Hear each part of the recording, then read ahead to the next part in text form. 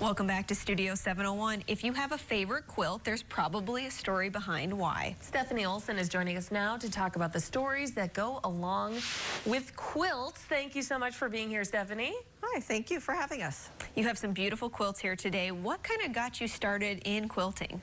My mother-in-law and my grandmother. That's what it seems to be, family always helping get you into that. Yes. I'm sorry, go ahead, Stephanie. Yes. Yeah, so this quilt here, I've got 3 generations of quilts here. The quilt over here was made by my grandmother, and the story my parents have is that she made this quilt cutting the pieces out of old clothes that we had worn as family, because she couldn't afford to go buy fabric. So this is it's almost 50-year-old quilt. My husband and I have been married for 45 years. This was a wedding present. So that kind of inspired me, but I was too timid to ever try anything like that. The quilt here in front of me was made by my mother-in-law, and she's the one who actually got me started quilting and got me into the Capital Quilters group here in Bismarck. And so this quilt is called the Lone Star, and she has it on her bed. And then this quilt, so this is 3 generations of quilts, 1, 2, and 3. This quilt is my second quilt that I made. I created it using a paper piecing technique where I could design my own pattern. And it's just a twin bed size, and it just sits on a guest bed in our house. So this quilt. So now I'm in the Capital Quilters group. We do classes and programs where we learn new techniques and learn how to quilt, and it's a lot of fun. And not all quilt projects have to be big. Sometimes you can just take a small project, like this is a cross stitch, that I then put a quilt frame around it. A lot cheaper than taking it and getting it professionally framed. So we do big projects and large projects as a part of Capital Quilters. And part of why we're here today is this is the 40th anniversary of Capital Quilters.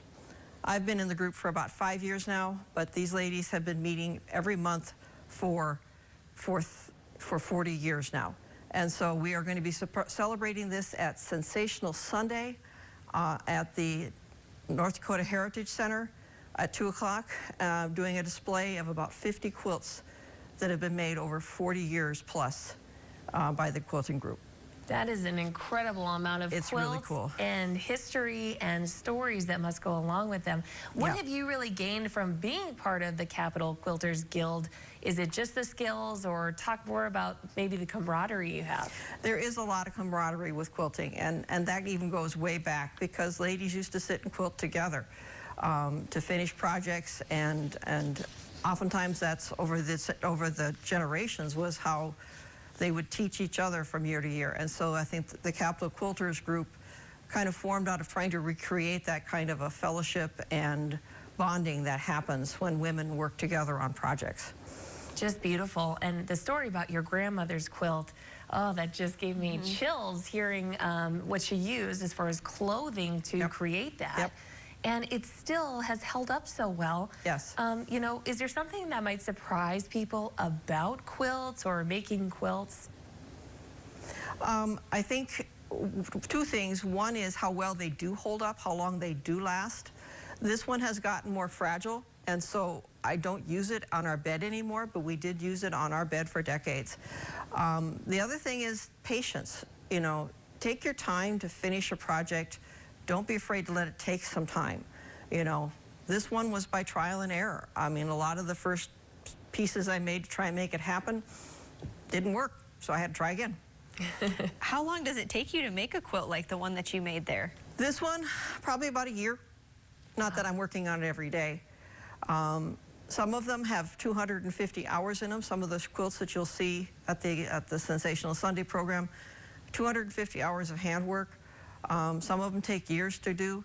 One of the phrases we have in the quilting group is a UFO, which is an unfinished object. And many of these ladies they have projects they've started, and so sometimes we challenge each other to finish an object, and so it's called the UFO challenge. So we take something that hasn't quite been done and finish it. Oh, that's a great way to hold each other accountable. If someone's watching this and they're thinking, wow, I want to learn more about this, why should they make sure to go to the Sensational Sunday event at the Heritage Center? I think they will just hopefully be inspired by the creativity and the beauty that can be created. I mean, we've been putting the program together, I have been amazed to be privileged to see the 51, 52 quilts that we have ready for the program that are just gorgeous. And each person did it individually. These are handmade, hand done, going back a couple generations. So we have some very old quilts in the show, as well as mini quilts that people have made more recently. We have modern, we have classic, and it's just, for me, the creativity, the potential for what people can do is really, really cool. And they're priceless to those who have them. Thank you so much, Stephanie. Thank you. If Quilts Could Talk, a bed turning program is at the Heritage Center at 2 o'clock on Sunday, March 14th. For more information on the Quilting Guild, check out ndcapitalquilters.com. And coming up next, do you have a favorite Barbie